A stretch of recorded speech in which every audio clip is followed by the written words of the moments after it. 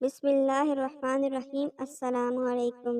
رزق میں اضافے کے لیے حضرت محمد صلی اللہ علیہ وآلہ وسلم کا بتایا ہوا وظیفہ نہایت ہی مجرب عمل ہے۔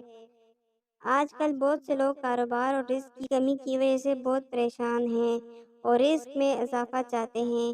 اس کے لیے نبی پاک حضرت محمد صلی اللہ علیہ وآلہ وسلم کا بتایا ہوا وظیفہ نہایت ہی مجرب عمل ہے۔ رزق میں اضافہ کے لیے حدیث مبارکہ حضرت ابن عمر رضی اللہ تعالیٰ عنہ سے روایت ہے کہ ایک شخص نے پیارے آقا حضرت محمد صلی اللہ علیہ وآلہ وسلم کی بارگاہ میں عرض کیا، یا رسول اللہ، دنیا نے مجھ سے پیٹھ پھیر لی اور وہ پھر گئی، یعنی رزق کی بہت کمی اور تنگی ہو گئی ہے۔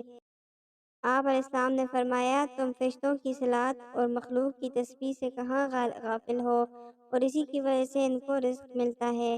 تم یہ طلوع فجر کے وقت یعنی فجر کی نماز سے پہلے 100 بار پڑھو، دنیا ذلیل ہو کر تمہارے پاس آئے گی، یعنی رزق اور دوسری نعمتوں کی کثرت ہو جائے گی۔ پھر آپ صلی اللہ علیہ وآلہ وسلم نے یہ کلمات اپنی زبان اقدس سے ادا فرمائے، سبحان اللہ وبحمدہ، سبحان اللہ العظیم وبحمدہ، استغفر اللہ۔ ترجمہ: اللہ تعالیٰ کی حمد کے ساتھ اس کی پاکیزگی بیان کرتا ہوں۔ اللہ تعالیٰ عظمت والا ہے، پاک ہے۔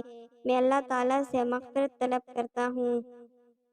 وہ شخص چلا گیا، کچھ عرصہ ٹھہر کر دوبارہ واپس آیا تو عرض کیا، یا رسول اللہ، دنیا میری طرف متوجہ ہو گئی ہے، بس مجھے سمجھ نہیں آتی کہ میں اسے کہاں رکھوں، یعنی تسبیح ملائکہ کا ورد کرنے سے اللہ پاک نے اتنا زیادہ عطا فرمایا ہے کہ سنبھالا نہیں جا رہا۔